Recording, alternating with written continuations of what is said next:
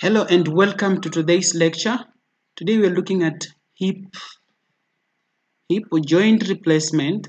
Okay, the hip replacement. This one majorly affects the femur and the bones of the pelvis. The P.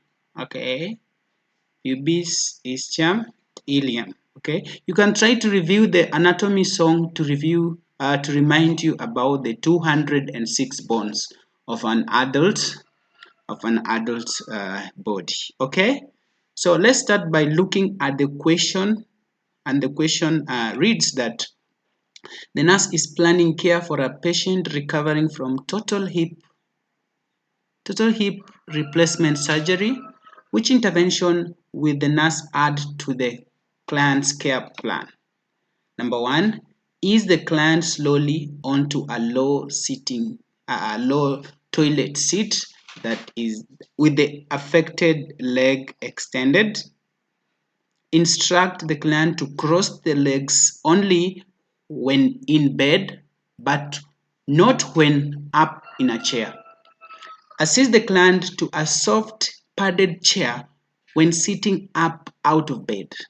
Instruct the client not to lean forward at the waist when sitting up in a chair. So guys, you can record your answers. We're going to review at the end of this lecture, okay? So let's start with the overview of the hip replacement surgery.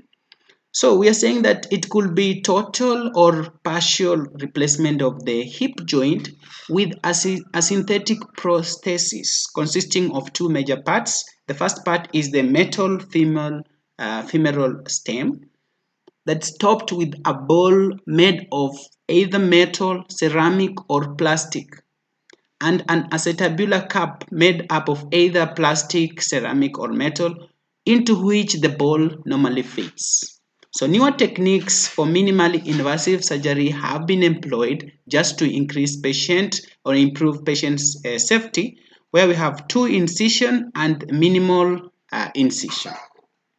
The aim for the hip replacement is number one, to restore joint mobility and stability, relieve pain, and improve the quality of life. So we have five indications of hip replacement. Okay, the first one is osteoarthritis, and osteoarthritis, this is a degenerative joint disease where the protective cartilage that cushions the end of the bones wears down over time, causing pain, stiffness, and reduced joint mobility. It mainly affects the weight-bearing joints, okay? The weight-bearing joints.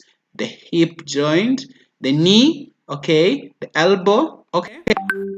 So we also have another one that's close to it is the rheumatoid arthritis. And this is an autoimmune disorder that causes inflammation of the lining of the joints, especially the small joints, and is usually bilateral, okay, on the left and right, affecting the body. So this one leads to pain, swelling, and potential joint deformities.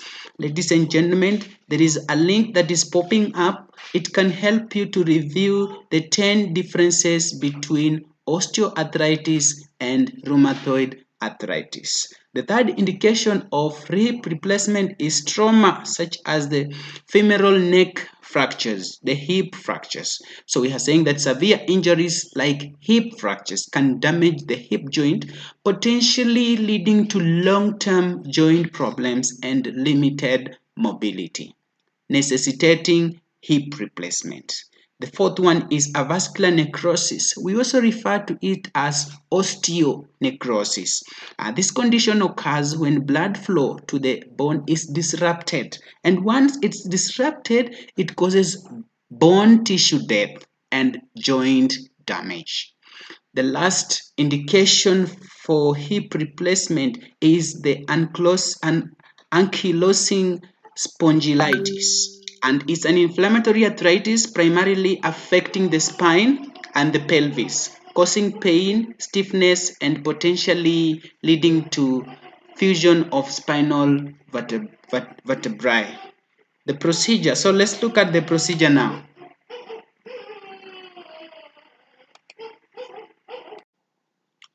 So let's look at the procedure for the hip replacement. So just like any other procedure, before the operation, the surgeon will have to take a timeout to verify that this is the correct patient, correct procedure, and the correct site. So next we have general or regional, what we call as spinal anesthesia will be administered. The surgeon will remove the head of the femur, exposing the marrow cavity of the femur's shaft. And then the femoral component of the prosthesis is inserted into the cavity so that its head articulates with the acetabular cup. The acetabular cup is then attached to the pelvis bones, yeah, the pubis, yeah, ischium, and ilium. So we have a cemented or non-cemented test technique is used. So we can use cemented or non-cemented. So we can appreciate the hip replacement diagram. Okay. So this is the hip or the hip bones. We have the acetabular cup here. Okay, and the femoral component. So this is the femur. This is the femur here, all the way down here, and we can be able to appreciate the sides here. Okay, the neck and the cup.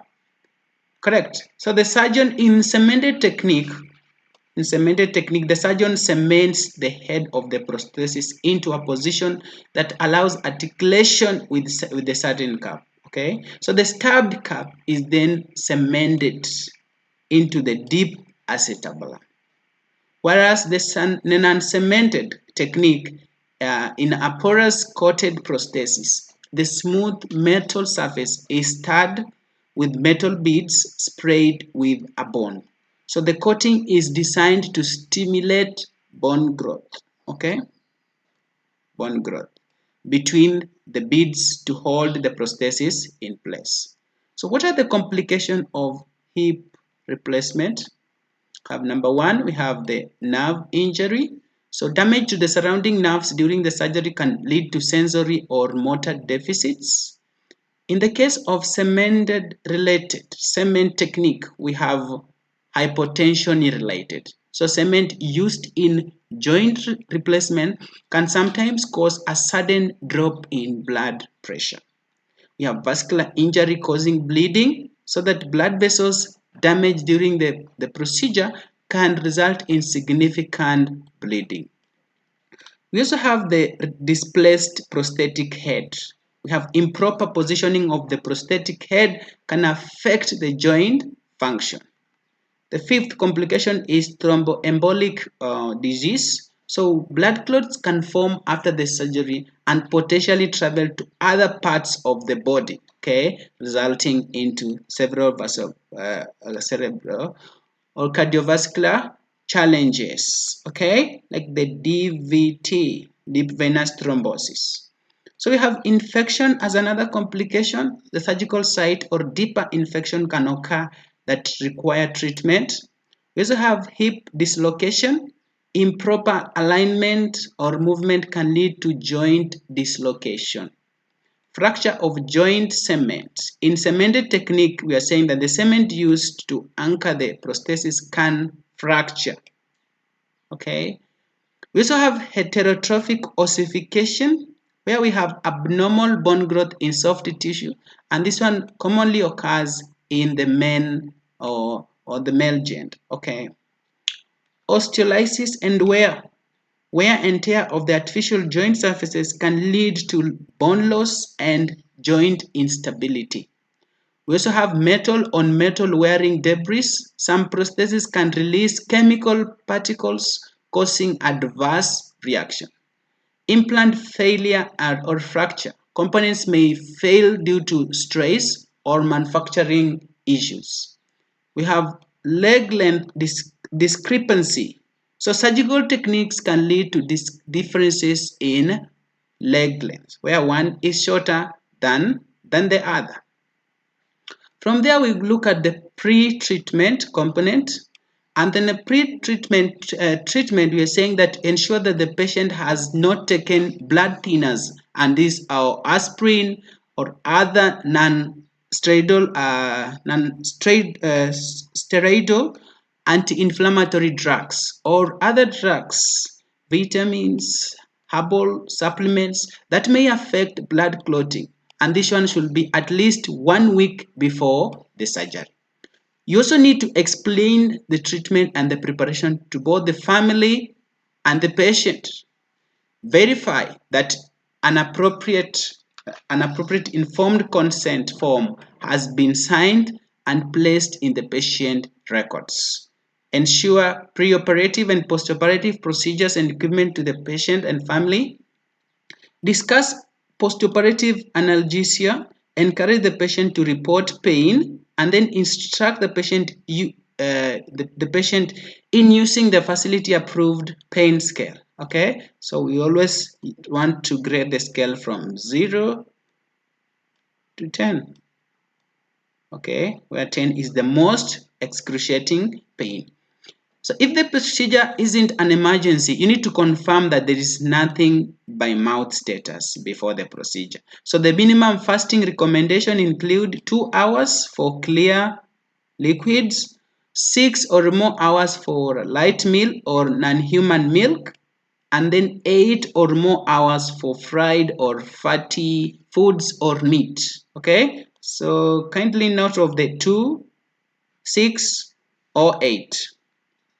We need also to conduct a pre-procedural verification to make sure that all relevant documentation related to related information equipment are available and correctly identified to the patient identifiers.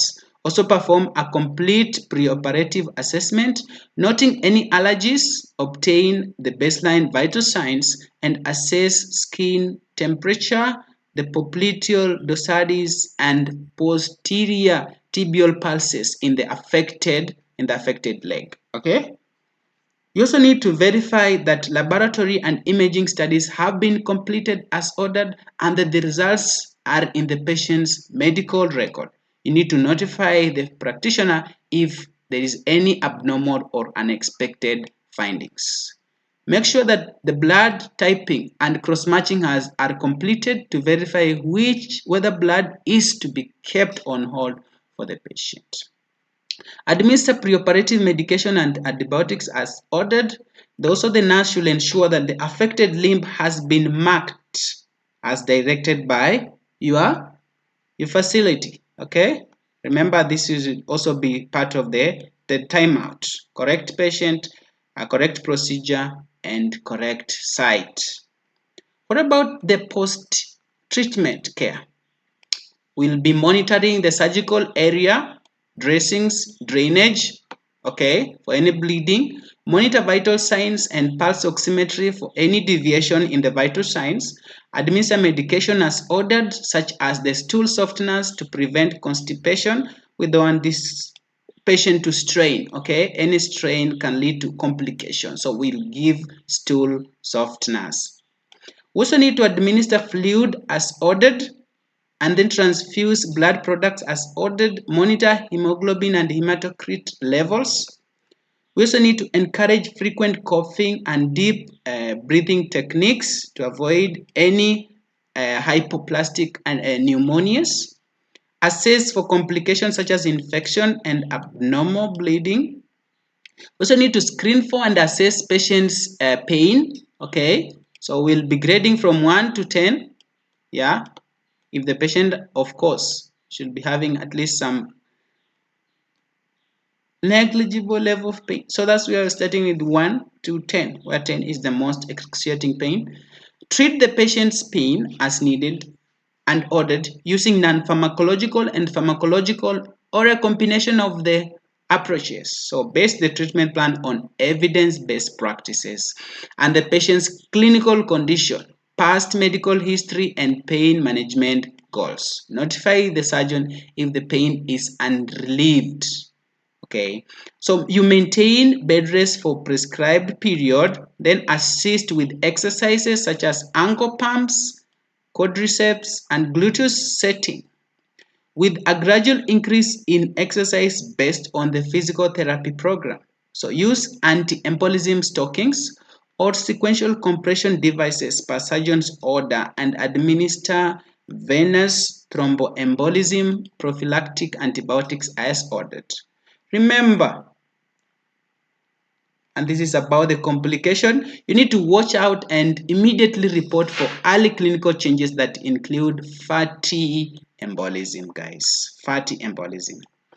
And these conditions or signs symptoms could include altered level of consciousness, tachypnea, dyspnea, petechial rash, elevated temperature without other cause, and tachycardia. Here we suspect fat embolism syndrome. You need to assess the skin temperature, popliteal, dorsalis pedis, and posterior tibial pulses, and compare the findings to the pre-operative assessment. That is why you are taking the baseline vital signs. You need to assess pain or tenderness in the calf. Okay, if a patient postoperative is presenting with pain in the calf on the affected leg at least every 8 hours, you need to notify the surgeon if the pain occurs, because this could be a sign of DVT. Okay. Also need to maintain the hip in a proper alignment using the triangular abduction pillow if ordered. Avoid acutely flexing the hip by keeping the head of the bed at 60 degrees or less. Place pillows between the legs for support when turning the patient. And when the patient is in a side lying position, position the patient on an affected side. Okay? Provide a raised toilet seat. Raised toilet seat, guys. Notify the surgeon of possible dislocation if the extremity is externally rotated or shortens, or if the patient cannot move the extremity or reports sudden severe pain. You report that. It's also another warning, guys. You need to stay alert and report signs and symptoms of dislocation. What are these signs of dislocation? We're talking of sudden severe pain, shortening of the involved leg, or external leg rotation. That could show that there is likely to be dislocation. So you need to reposition the patient frequently to alleviate pain and prevent pressure injuries. Guys, remember, a link will be popping up on how to grade and manage pressure injuries. Okay, pressure ulcers. Also need to use pillows to relieve pressure points. Keep pressure off the heel to prevent pressure injuries. Monitor neurovascular status distal to the operative site by checking the affected extremity for the following: the color, temperature, edema, the capillary refill time in the toes, change in sensation, numbness, a feeling of leg tightness, pain with passive foot flexion, deep and relieved leg pain in the affected extremity, and compare with the unaffected extremity. Consult with the physical therapist concerning patient's weight-bearing limitations and progressive ambulation. You need to assist the patients with non-weight bearing, okay, which is done initially, and weight-bearing ambulation with the use of assistive devices to help with stability. Encourage and support the patient throughout the postoperative period. Encourage the patient and family to identify safety measures regarding mobility and in the home. Okay, so arrange for rehabilitation as appropriate. The last part is about patient teaching, guys. So teaching should be family centered. Okay, remember, when one member is affected, the whole family is affected. Guys, a link on the different approaches to family centered therapy will be popping up. You can review the 4 different approaches. So be sure to include the family or caregiver when appropriate. You need to review the medication dosages, frequency, duration of administration, rationale for use, expected results, possible adverse reactions with the patient. You need to reinforce physical therapy teaching, teach the patients about signs and symptoms of an infection, inform the patients about possible complications, teach the patient how to care for the incision site. Teach the patient on the signs and symptoms of joint dislodgement. Stress the need to follow up, including rechecks and physical therapy. Teach the patient the signs and symptoms of deep venous thrombosis. Teach the patient how to apply anti-embolism stockings. Stress the importance of maintaining hip abduction. Tell the patient to avoid crossing the legs, okay? Avoid crossing the leg or turning the leg inward. Advise the patient to put a pillow between the legs when in a side lying and to sit only on chairs and toilets seats that are elevated. Instruct the patient to avoid flexing the hips more than 90 degrees, okay, when rising from the bed. So you need to involve the patient's caregivers in all aspects of post-surgery care, especially if the patient is an older patient, okay, that will require support from the caregivers, okay. Then encourage active participation in rehabilitation. Teach the patient weight-bearing restrictions, if appropriate, and the proper use of crutches, okay, proper use of crutches or a cane. Guys, a link on the proper use of crutches will be popping up. You can still review and get to know that. So guys, generally, you need to tell the patient to adjust to a hip replacement. Teach the patient to adjust the life to be adjusted so that to be able to accommodate what has just happened. So that say, dear patient, your new artificial hip should eliminate hip pain and help you get around better. But go easy at first, okay?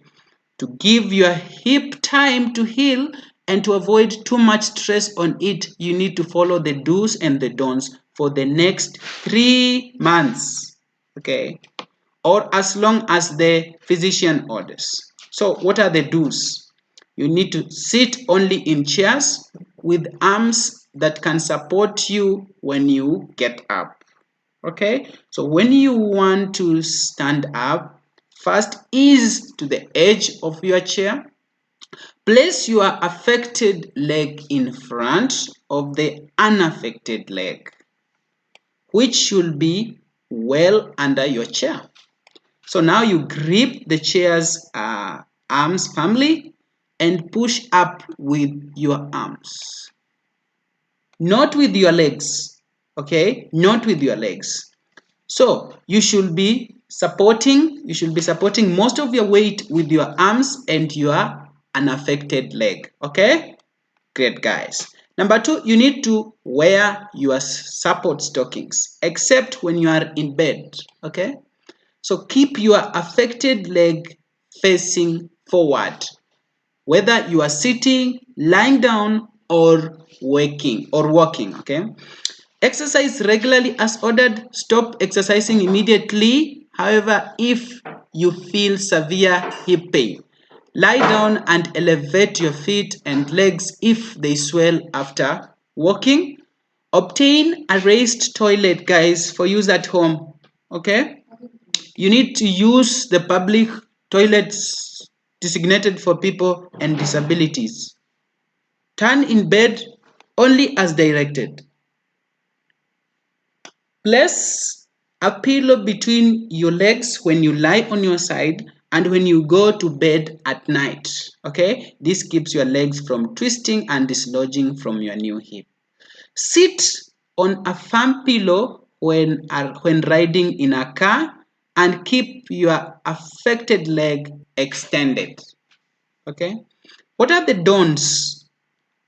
What are the don'ts post hip joint replacement? Don't lean forward to stand. Okay, don't sit on low chairs or couches. Don't reach far when picking up objects or tying your shoes. Don't bend at the hip to reach objects or tie your shoes. Do not cross your legs or turn your hip or knee inward or outward. Okay. Don't scrub your hip incision. Do not take tap baths. Don't lift heavy items. Do not have sexual intercourse until your healthcare provider says you can. Again, don't play tennis, run, jog, or do other strenuous activities. Don't drive a car when your healthcare provider gives you. So you can only drive when the healthcare provider gives you the permission. Don't reach to the end of the bed to pull the blankets up. So what are you supposed to report as a patient who has undergone hip replacement? If you see any redness, swelling, warmth around the incision, or the signs of inflammation, you report. If you get a drainage from your incision, you report. Any systemic infection like fever, symptoms like fever, chills, you report. Severe pain uncontrolled by prescribed medication, you also need to report. If you have sudden sharp pain and a clicking or a popping sound at your joint, you report. If there is leg shortening, okay, with your foot turning outward, that is dislocation, you need to report, guys. And if there is loss of control over leg motion or complete loss of leg motion, you need to report. Okay, so we have an important precaution, guys. You may need to take an antibiotic just before dental procedures. Okay, any surgery, certain diagnostic procedures for the rest of your life. Be sure to check with the physician before undergoing any of these procedures. So guys, remember our question, we were supposed to look at this question. The nurse is planning care for a patient recovering from hip replacement surgery. Which intervention should the nurse add to the client's plan of care? Yes. Is the client slowly into a low toilet, guys? Toilet, guys, we said it has to be elevated. Okay, it has to be elevated.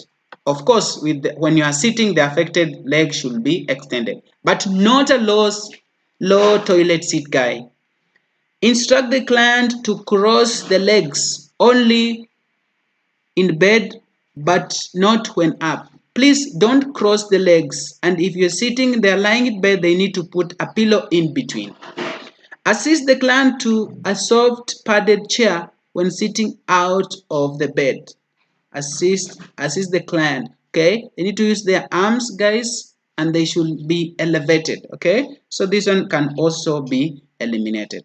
So guys, you need to instruct the client not to lean forward, okay, at the waist when sitting up in a chair. So that's why our correct answer is D, guys. You can mark for yourself, guys. So the client should be instructed to limit flexion of the replaced hip to 90 degrees when sitting. Bending forward while seated increases flexion to greater than 90 degrees. So even though extending the affected leg can help reduce flexion, while lowering into a sitting position, an elevated toilet seat should be provided so that the patient can sit without having to flex the hip greater than 90 degrees. The client should be instructed to avoid crossing the legs to prevent dislodgement or dislocation of the prosthesis. The client should be cautioned to avoid sitting in chairs that are too low or too soft. Okay, it should be hard, guys. It should be hard, guys. Hard. Okay, great. Because these chairs can increase hip flexion, which can accidentally dislodge or dislocate the hip. Guys. So guys, that's all about the hip joint replacement. Thank you so much for having you here.